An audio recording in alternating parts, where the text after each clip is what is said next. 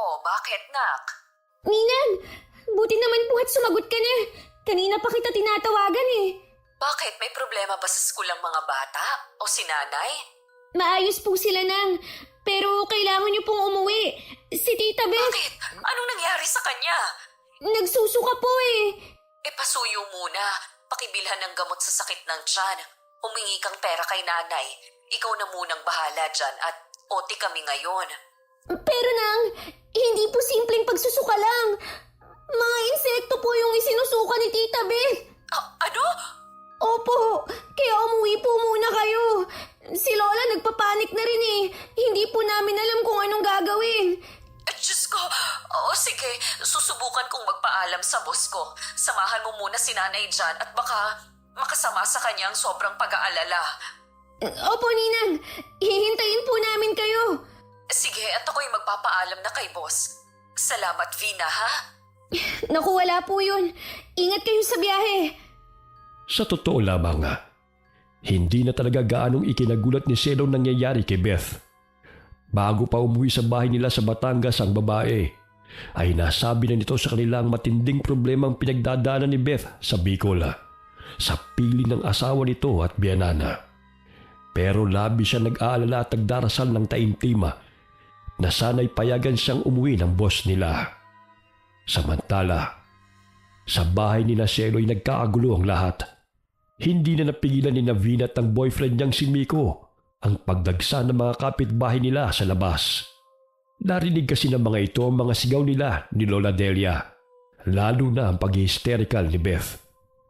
May mga nagsuwestyon na dalhin ito sa albularyo sa lalong madaling panahon na. Pero hindi maaaring magdesisyon si Vina hanggat wala pang ninang Cielo niya. Ninang! Tumabi kayo! Lola Delia, nandito na po si Ninang Cielo. Si Beth, kamusta na ang kapatid ko? Nasa kwarto po nang. Kanina pa siya nagsusuka. Mas marami po at mas malalaki na yung mga insektong lumalabas ngayon sa bibig ni Tita Beth. Pati na rin sa ilong niya at sa tenga niya. Diyos ko, anong ginawa niyo? Wala po. Hindi namin alam ang gagawin eh. Kaya nga hinihintay namin kayo.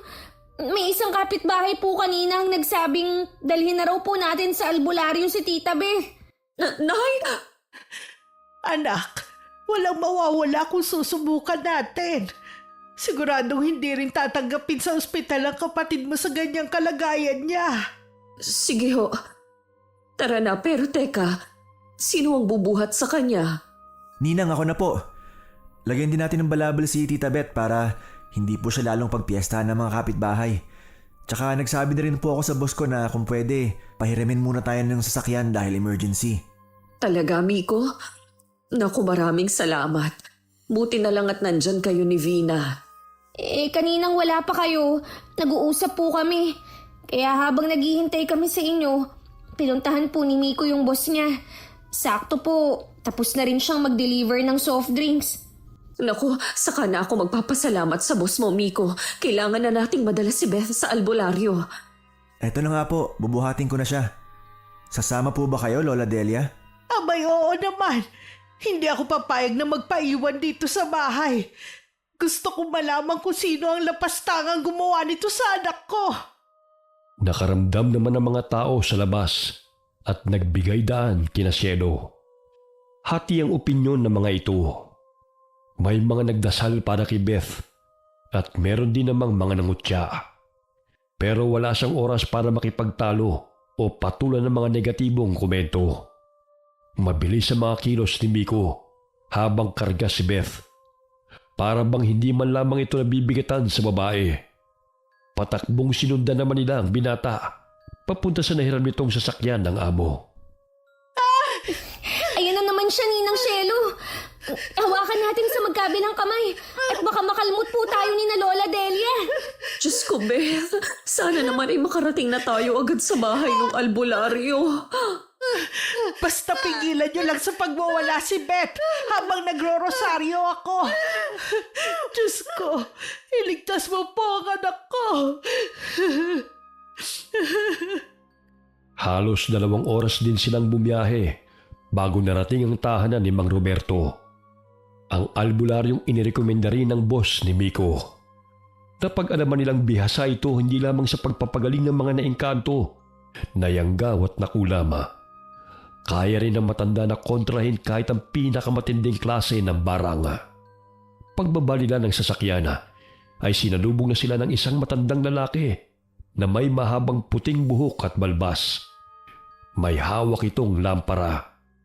Kinabi na sina Cielo dahil malayong lugar ni Mang Roberto.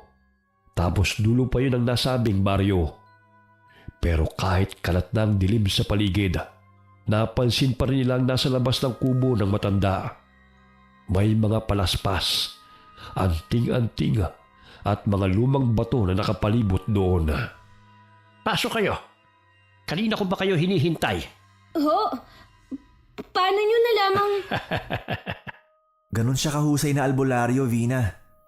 O, tara na raw sa loob para magamot na agad ni Mang Roberto si Tita Beth. Dito. Ihiga mo siya rito sa banig, iho. Magsisindi lamang ako ng insenso. Kanina ko pa nailatag ang mga daon sa mesa. Nakahanda na rin ang asin at langis. Mang Roberto, kayo na lang ho ang pag-asa ng kapatid namin. Buo ang tiwala kung mapapagaling niyo siya. Magbabayad ako. Kahit magkano, may anak ako sa Australia. Hindi pinag-uusapan ng mga tungkol sa ganyang bagay dito sa loob ng tahanan ko. Pero totoo ang sinabi ko. Nay, hayaan na lang muna nating magsalita si Mang Roberto. Pasensya na. Nadala lang ako ng labis na pag-aalala sa anak ko. Ang nakikita ko, isang matandang babaeng may gawa nito sa kanya. Taga Bicol. Sinasabi ko na nga ba? Cielo, tama ang hinala ko. Ang balai kong hilaw ang may gawa nito sa kapatid mo.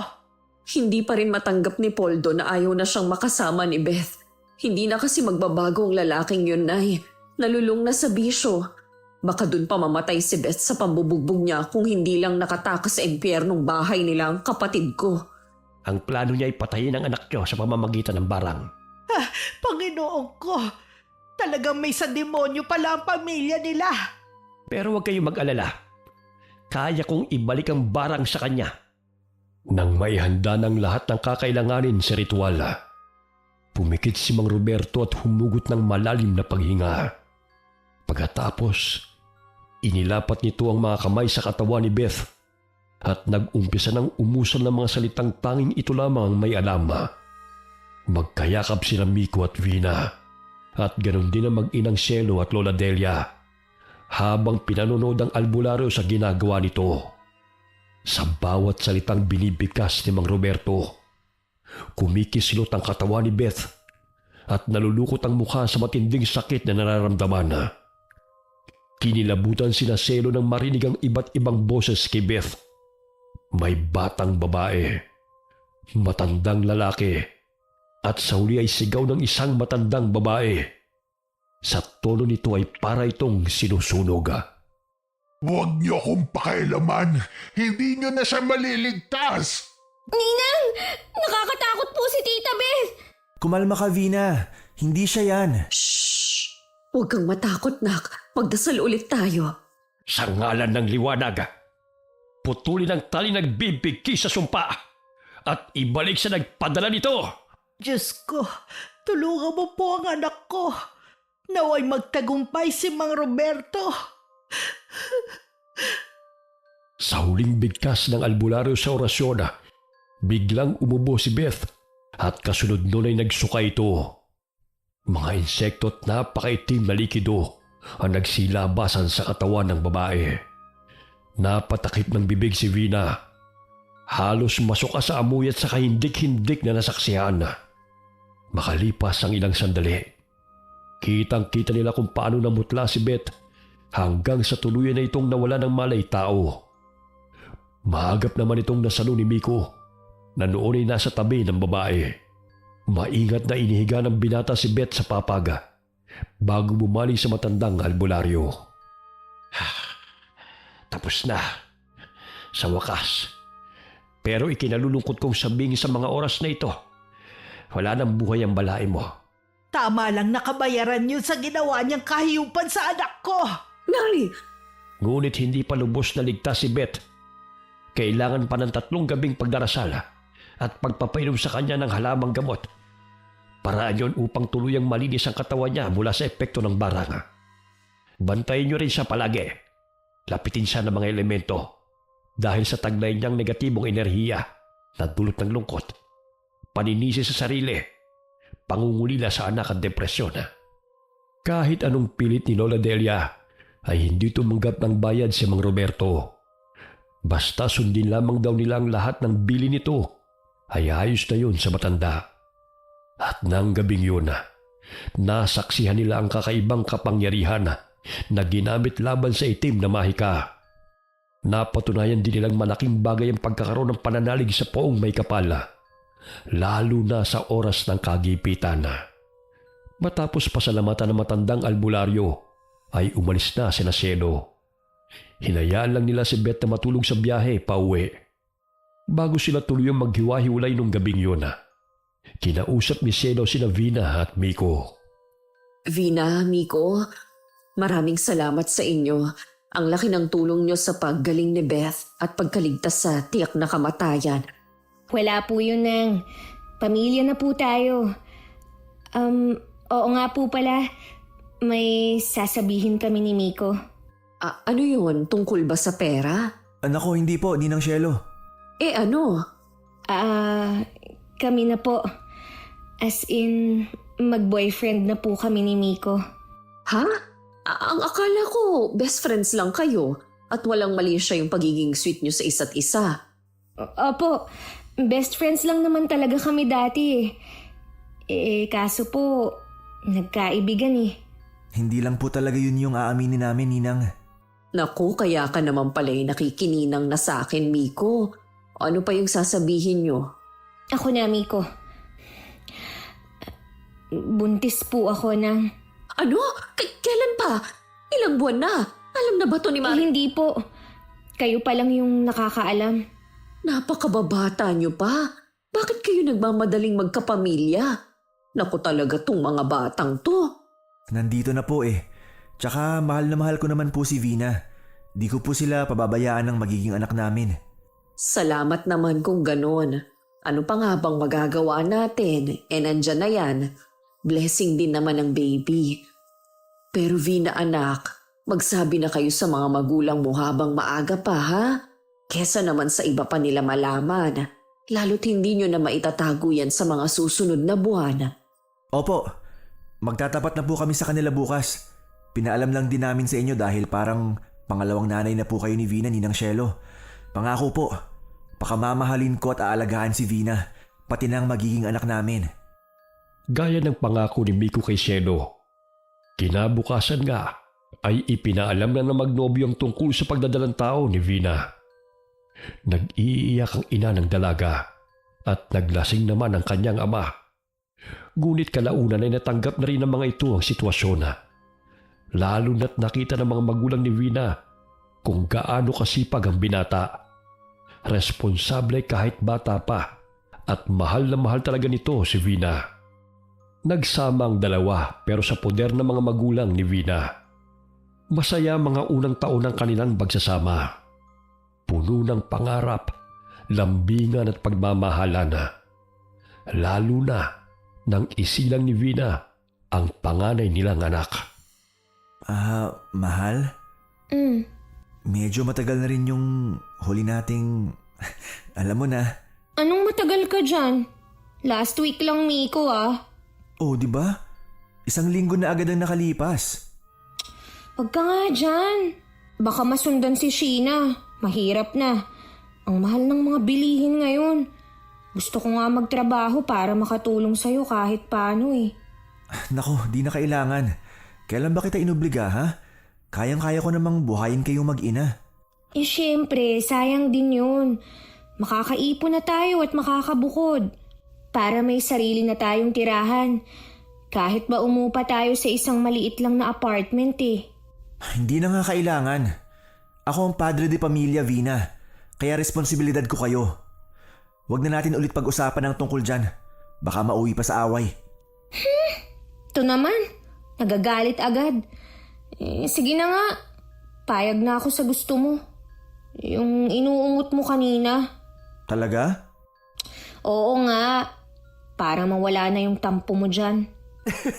Yes! Akala ko, outside ako lambu na naman ako ngayong gabi. At panibagong pagbibilang na naman ang utang mo. Anong utang ka dyan? Grabe ka talaga sa akin ah.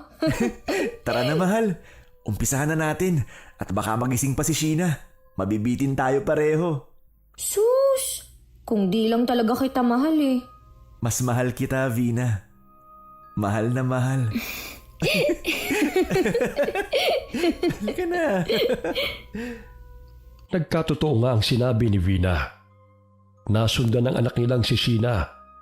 Lalaki ang pangalawang isinilang niya. Dahil sa lumalaking pamilya, mas naging masipag si Miko. Nagdagdag pa ito ng mga sideline.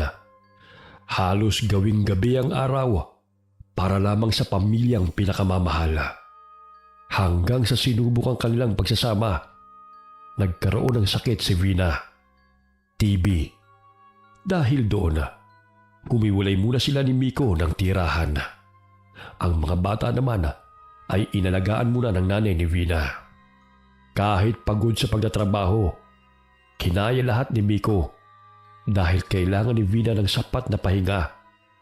Pati mga gawaing bahay ay siya na ang gumagawa. Naging mas mahaba rin ang pasensya niya kay Vina na noon ay naging bugnutin. Ang ikinasama lang ng loob niya ay nang mapansin ni Miko ang madalas na pagpupuyat ni Vina. Laging hawak ang cellphone. May mga oras pa na nadadatnan niya ang babae na may kausap sa cellphone. Nagtatago lamang si Miko at nagkukunwaring walang alam sa mga ginagawa ni Vina. Mahal, uminom ka na ba ng gamot mo? Sabi ng doktor, wag daw kaliligtaan. Dapat laging nasa oras para gumaling ka agad. Paulit-ulit ka na naman. Hindi pa ako ulyanin, Miko. Kaya huwag kang parang sirang plaka dyan. Nagpapaalala lang naman ako. Gusto ko kasi talagang gumaling ka na. Namimiss ka na rin kasi ng mga bata. Kung talagang gusto mo akong gumaling, magtrabaho ka lang ng magtrabaho. Hindi yung para akong sanggol kung bantayan mo. Ginagawa ko naman lahat para sa inyo ah. Halos wala na nga akong pahinga. Nagrereklamo ka? Nanunumbat? Miko, Vina, nag-aaway ba kayo? Ninang, Kayo po pala nang. Napadalaw po kayo. Oo. Dumaan ako sa palengke kanina. E naalala ko si Vina. Ito anak, dalandan. nako, salamat po Ninang Shelo. Kumusta naman po kayo? Ang tagal na rin pala nating hindi nakakapagkwentuhan. Dahil nahihiya kay Shelo sa inabutang eksena nito sa pagitan nila ni Vina, iniwan muna ni Miko ang magninang. Lumabas siya at bumili ng merienda. Habang naglalakad pa uwi, may narinig siyang bulong-bulungan ng mga kapitbahay nila. Puno rin ng panghusga ang mga matang nakatingin sa kanya. Binaliwala lang lahat yun ni Miko. Matapos niyang maiuwi sa apartment ay inuupahan nila ni Vina ang biniling tinapay at soft drinks. Nagpaalam na siya sa magninang na babalik na sa trabaho. Malapit lamang ang bahay ng boss ni Miko, kaya marami siyang oras para silipin kung ayos lang ba si Vina kapag nasa bahay ito. Samantala, Vina anak, kanina pa ako dito pero halos wala pa naman tayong napagkwentuhan. Sino ba yung ka-text mo? Mas mahalaga ba yan kaysa sa akin? Ay nako, sorry po na nga. Baka kasi pag matagal akong mag-reply, magtampo sa akin eh. Sino yung textmate mo? Ibig sabihin, totoo yung mga naririnig kong usap-usapan at di lang chismis? Ninang, wala lang naman po to. Nililibang ko lang ang sarili ko. Lalo't madalas, ako lang mag-isa rito sa bahay. Hindi ko rin naman pwede pang lapitan ng mga anak ko eh. Vina, alam ba to ni Miko? Siyempre hindi po. Hindi ka ba nakokonsensya? Mali yan anak. May pamilyang tao ka na at napakabait ng tatay ng anak mo. Mahirap na makahanap ng katulad ni Miko sa panahon ngayon. Alam nyo nang, kung nagpunta kayo rito para lang sermonan ako, salamat na lang po. Pero kahit wag nyo na akong galawin sa susunod. Vina, wag mo sanang mamasamain ang mga sinabi ko. Para rin sa'yo yan. Gusto lang kitang ilayo sa kasalanan at kapahamakan. Nakalimutan mo na ba yung nangyari kay Beth? Ayokong maranasan mo yun, anak. Huwag po kayong mag-alala. Magkaiba ang kapalaran namin ni Tita Beth. Sinisiguro ko po sa inyo na hindi mangyayari sa akin ang ganon, Ninang. Pagpapasensyahan kita sa ngayon dahil sa kondisyon mo. Pero sana, pag-isipan mo rin ang lahat, Vina. Sa kabila ng pagpapaalala ni Cielo, hindi nakinig si Vina. Ipinagpatuloy niya ang pagipaglandian sa text. Sa lalaking ni minsan ay di pa niya nabanggit ang pangalan kanino man. Habang si Miko'y nagpapakahirap sa pagtatrabaho para maitaguyod silang mag-iina. Tila ba'y nawalan siya ng amor sa lalaki at nakalimutan na ang mga pangako nila noon sa isa't isa. Hanggang isang hapon, nagulat siya nang biglang dumating si Miko sa apartment na tinutuluyan nila. Alanganing orasyon ang uwi nito. Kaya naabutan si Vina na may kausap sa cellphone. Miko, Anong sabi mo? I love you? Sino yung kausap mo? Yung lalaki mo ba, ha, Vina? Miko, hindi! Sandali lang! Pakinggan mo muna ako! Para ano? Para gumawa ka na naman ng bagong kasinungalingan? Ano ba? Saan mo nakuha yan? Kay Ninang Cielo ba? Walang kinalaman dito ang ninang mo. Ang mga tao dito sa lugar natin, matagal na tayong pinagpipiestahan. Sabi nila, tanga raw ako. Gago! Kasi, niloloko ko ng kinakasama ko. Na habang ako, halos magpakamatay na sa pagtatrabaho, ikaw puro lang pasarap. At nagawa mo pa lumandi. Mas naniniwala ka sa ibang tao kaysa sa akin, Miko. Dati hindi. Pero narinig ko mismo kanina pagdating ko. Sino siya, ha, Vina? Mas marami bang pera kaysa sa akin? O baka mamaya, kabit ka lang pala niyan. Nakilala ko lang sa check-up. Tapos yun, nagpalitan kami ng cellphone number. Tapos, nagkausap ng madalas. Kasi naman nakakainip dito sa bahay. Tapos, lagi ka namang wala. Alam mo namang nagkatrabaho ako, Vina. Oo nga. Hihiwalayan mo ba ako dahil lang dito? Wala lang naman to Yung narinig mo kanina, hindi naman ako seryoso. Mas mahal kita, Miko. Kayo ng mga bata. Ayoko mawala ka sa akin. Kahit kailan di kita hihiwalayan. Kaya kung gusto mo magkaayos tayo, wag mo na ulit kakausapin yung gagong yan kung sino man yan. Oo, Miko. Sorry ulit. Mangako ka.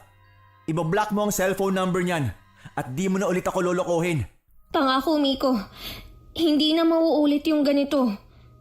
Dala ng matinding emosyon, mahigpit na niyakap ni Miko si Vina. Nagkasala ang babae sa kanya, pero mas hindi niya kakayanin kung tuluyang masisira ang pagsasama nila. Inisip na lang niya na isa lang yung pagsubok na lalong magpapatatag sa kanilang pamilya.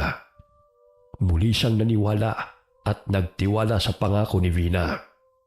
Makalipas ang 2 buwan, matapos ang pangyayaring yun, na destino sa ibang lugar si Miko. Dahil medyo gumagaling na si Vina, kinuha na nila ang 2 bata na nasa pangangalaga ng biyanan niyang si Aling Mila. Mare, pasensya ka na kung napasyal ako. May sasabihin lang sana ako sa'yo. Mahirap kasing pagsabihan yung inaanak ko Ayos lang, Maring Cielo. Ano ba yun? Di ba at nasa malayo si Miko? Yung mga apo mo, nagpupunta madalas sa bahay, humihingi ng pambiling pagkain. Hindi ba nagpapadala yung manugang mo? Naku, sa pagkakakilala ko kay Miko, kung usapang padala lang laging areglado. Hindi kaya nauubos sa pagsusugal ang pera? Balita ko nahihilig na naman sa pagsusugal si Vina. Napapabayaan na yata yung mga bata. Talaga naman ang babaeng yun. Busy din kasi ko, Mari Kaya hindi ko alam. Tsaka nung huling silip ko dun nagkasagutan kami nung inaanak mo. Hayaan mo't pupuntahan ko mamaya at kakausapin. Salamat sa concern ha, Maring Cielo. Dahil nag-aalala sa mga apo, hindi nga nagsayang ng panahon si Aling Mila. Kinahapunan ng araw ding yun, pinuntahan niya si Vina sa inuupahang apartment. Nagulat siya sa nadatnana. Magulo ang bahay. Nag-iiyakan ng 2 bata habang si Vina ay may mga bisita. Abala lamang ito sa pagsusugala, kaya hindi napansin ang pagdating niya. Aba, Vina! Ano ka balastugan to? Hindi ka ba nahihiya sa sarili mo? Panay ka sugal tapos nagugutom ang mga apo ko? At hindi ka na naawa talaga kay Miko na walang ginawa kundi magtrabaho. Nay naman eh. Pwede bang mamaya na kayo magbunga nga? Nakakahiya sa mga bisita ko oh. Aba, sila ang dapat mahiya sa akin. Hoy kayo, magsialis nga kayo rito bago ko pa kayo i-report sa barangay. Ano ba, Nay? Ay, nako. Pasensya na kayo ha. Mamaya na lang natin tapusin. Usap lang kami nitong nanay ko. Balik kayo ha. Huwag na kayong magsisibalik dito ha. Mga bad influence kayo. Nay, ano bang problema nyo? Ikaw dapat ang tinatanong ko niyan, Vina. Ano ba problema mo? Imbis na magpakananay ka dito sa mga apo ko, sugal yung inuuna mo. Hindi ka na nahiya. Nagpupunta pa itong mga apo ko kay na Maring Shelo para manghingi ng pagkain. Sininang Shelo na naman? Masyado na yata siyang nagiging pakialamera. Yung bibig mo, Vina, ha? Sumusobra ka na. Pwede ba, anak, umayos ka? Maawa ka naman kay Miko. Tsaka hindi ka pa nga ganong magaling eh. Paano kung mahawa ka na naman ng virus? O di kaya ikaw ang makahawa? Langyang buhay naman to eh. Wala na ba akong karapatang maglibang? Iba ang paglilibang sa bisyo, Vina. At isa pa, hindi ka na dalaga. Oo, hindi pa kayo kasal ni Miko. Pero kung tutuusin, may asawa't mga anak ka na. Kaya makinig ka kapag pinagsasabihan ka. Kahit kabisado na ni Aling Mila ang anak na may katigasan ng ulo, umaasa pa rin siya na magbabago ito at makikinig sa kanilang mga payo. Ngunit nabigo siya dahil mas lumala si Vina. Ang mga sumunod na sumbong sa kanya ng mga kamag-anak at kapitbahay ay patuloy pa rin sa pagsusugal ng anak niya. Minsan nga raw ay inuumaga pa ang inuman sa inuupahan nitong apartment at parang dalaga raw kung mag-ayos at umasta si Vina. Pero ang sumunod na balitang nakarating kay Aling Mila ay hindi niya matanggap. Mare! Maring Mila! Diyos ko, Mare! O bakit? Ano nangyari? Si Vina, ang anak mo. Ano nangyari sa anak ko? Huwag kang ganyan. Alam mo namang nervyosa ako eh. Nag-uwi ng lalaki sa apartment nila ni Miko. Saktong nandun kagabi at binabantayan ng mga apo natin. Bata pa yung lalaki, Maring Mila. Naku, baka makursunadahan yun ng mga tambay dito sa atin. Ano ka mo, Mare? Nagdala si Vina ng lalaki sa inuupahan nila ni Miko? Abay talaga palang napakawalang niya ng babaeng yun eh. Talagang gustong masira ang pamilya niya. Ewan ko nga ba, hindi naman tayo nagkulang sa pagpapaalala sa kanya. Matindi man ang pagtutol ng mga magulang ni Vina sa mga ginagawa nito. Huli na rin ang lahat. Umamin siya may nangyari na sa kanila ni Leonarda. Kinuha ni Aling Mila ang mga apo at ilang araw na hindi kinibo ang anak. Lalo't dun pa pinatira ni Vina ang lalaki niya sa bahay na inuupahan nila ni Miko. Agad namang nakarating kay Miko ang balitang yun. Kaya nagpa siya itong umuwi muna. Ngunit sa simbahan siya dinala ng mga paa. Diyos ko, tulungan niyo po ako. Anong klaseng pagsubok ba tong binigay mo? Hindi ko po alam kung kaya ko. Hindi ko alam kung anong gagawin ko.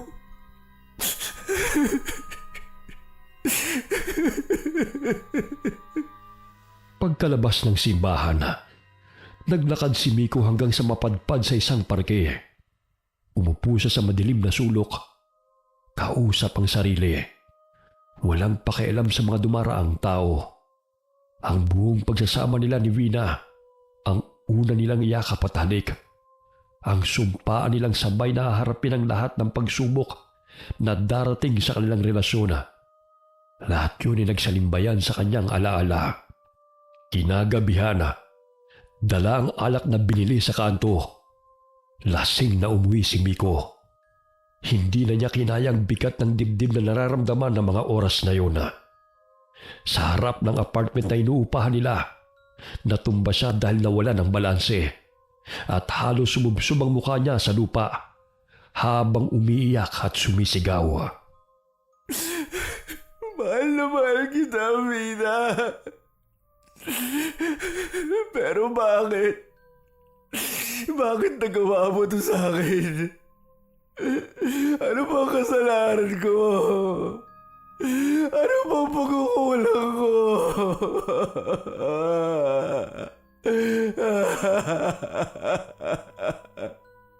Nagsilabasan ng ilang kapitbahay. Nakiusyoso. Ngunit walang nakapigil kay Miko. Para siyang batang iniwan at inagawan ng candy habang lumuluha. Hanggang sa bumukas ang pintuan maya-maya. Lumabas si Vina. Maayos ang suot. Parang dalaga. Ngunit malamig ang mga titig. Pati rin ang tono ng boses nito. Vina, sabihin mo lang kung anong kulang. Babawi ako sa'yo. Ibibigay ko lahat. Huwag mo lang ako iwan. Huwag mo lang sirayan ang pamilya natin. Kawawa mga bata, Vina. Miko, tama na. Pagod na ako. Wala na akong pagmamahal sa'yo. Sorry, pero hindi na ako masaya sa'yo. Mas masaya ako kay Leonard. Vina, mahal. Huwag naman. Huwag mong gawin to sa amin ng mga anak natin. Kahit ano pang gawin at sabihin mo, hindi na magbabago ang desisyon ko. Ayoko na, Miko. Tapos na tayo. Lalong gumuho ang mundo ni Miko sa mga narinig.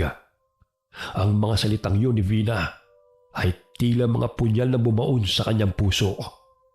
Walang kahit anong pagmamakawa ang nakabali ng desisyon ng babaeng labis niyang minamahal. Nang mga sumunod na araw, matapos si pagbili ng mga anak kina Aling Mila, nagpasya si Miko na bumalik sa trabaho. Masakit man sa kanya ang mga nangyari, kailangan niya magpatuloy sa buhay at magpakatatag para sa mga anak nila. Pero sinabihan niya si Vina na lumipat ng tirahan. Sa ganoong paraan man lang ay makapagpakita pa rin ito ng respeto sa pinagsamahan nila. Noon naman nagsimulang magulong kabanata sa buhay ni Vina. Sa kabila ng lahat ng sakit na idinulot nito kay Miko, hindi pa rin ito tuluyang iniwan ng lalaki. Tuwing may pagkakataon na nagkikita sila ni Miko, umaasa pa rin talaga siya na baka sakaling magbago pa ang takbo ng isip ni Vina. Kahit na alam niyang may Leonard na ito, patuloy pa rin ang pagsusumamo at paglapit niya sa ina ng kanyang mga anak.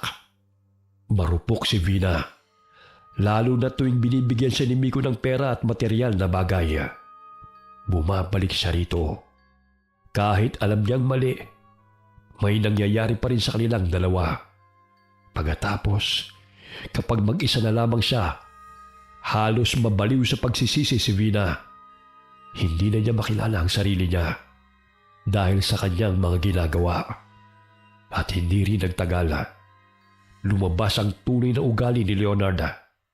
Seloso, agresibo, at nambubugbog kapag hindi nasusunod ang gusto.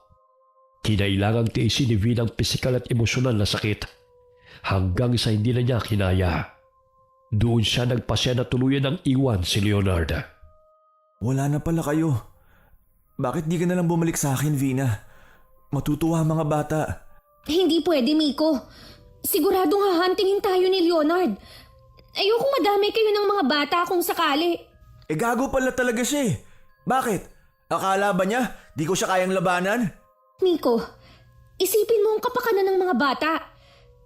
Hayaan mo, kapag naayos ko na tong problema ko kay Leonard, mag-usap ulit tayo. Muli umasa si Miko sa mga salita ni Vina. Ngunit nabigo rin siyang muli dahil may bagong lalaki itong nakilala. Si Joey. Ayon sa babae, malaki ang pagkakaiba nito kay Leonard. Mabait, maunawain, at may malasakit ang lalaki. Hindi lamang kay Vina, kundi higit lalo sa mga anak nila. Tinanggap din ito ng mga bata na para bang tunay na ama. At sa ikalawang pagkakataon na, nagparaya si Miko. Sa simula tila nagkaroon ng bagong pag-asa si Vina. Ngunit kahit gaano kabuti si Joey, nanatili ang kahinaan ni Vina. Ang kanyang pagagumon sa atensyon at tukso ay hindi pa rin niya maiwana. Patuloy siyang nakikipagkita kay Leonard paminsan-minsan at meron pang ibang lalaki na kanyang tinatagpo ng palihim. Sa bawat pagtataksila, mas lalo siyang nalulugmok sa putik at bagamat pinipilit niyang magpanggap na masaya at kontento sa kaibuturan ng kanyang puso, hindi na niya alam kung ano talaga ang hinahanap niya. Isang araw, biglang bumagsak ang katawan ni Vina. Noong una akala niya ay naglilihi lamang siya. Pero habang lumilipas sa mga araw, napansin niyang lalo siyang nangihina. Hanggang isang gabi, halos mabaliw si Aling Mila sa takot nang makita ang anak na tinutubuan ng mga pantala at walang tigil ang panginginig ng katawan. Maricelo! Tulong! Bilisan mo, tingnan mo si Vina! Diyos ko, Mare! May mga insekto! Nagsusuka si Vina ng mga insekto! Teka, parang ganito rin ang nangyari kay Beth noon. Ano? Ibig mong sabihin may kumukulam sa anak ko? Ako po may kagagawa ng nangyayari kay Vina. Hiniling ko sa lolo ko sa Negros. Isa po siyang mambabarang. Ginawa ko ito dahil ayoko siyang mawala. At hindi ito magagamot o makokontra ni Numan. Kahit sinong albularyo, kahit sinong pare o manggagamot, walang makakatalo sa sumpa. Ang tanging solusyon lang ay kung sasama ka sa akin, Vina. Uuwi tayong probinsya. Doon na tayo titira sa Negros. Paano ang mga anak ko, Joey? May tatay naman sila eh. Hindi natin pwedeng isama ang mga anak mo. Ikaw lang, Vina. Dahil para sa akin, sapat na sapat ka na. Magsasama tayong dalawa hanggang sa pagtanda natin. Joey, anong klase yan? Huwag mong pilitin ang anak ko kung ayaw sumama sa'yo. Kahit alam kong niloloko mo ko, kahit paulit-ulit, mahal pa rin kita. Kaya ganitong paraan ang naisip ko kasi ayoko mawala ka sa akin. Kaya sumama ka na sa akin, Vina. Yun lang ang solusyon para mabuhay ka pa. Diyos ko, Vina! Bakit hinayaan mong humantong sa ganito ang lahat? Anak, para sa buhay mo, sumama ka na. Kami na ni Miko ang bahala sa mga bata. Kaya naming tiisin ang lungkot na malayo ka. Huwag ka lang tuluyang mamatay sa harap naming lahat, anak. Mahal na mahal ako ni Miko, Nay. Ninang, wala siyang ibang ginawa kundi alagaan kami at itaguyod. Pero sinayang ko lang lahat. Ngayon, si Joey, siya ang karma ko.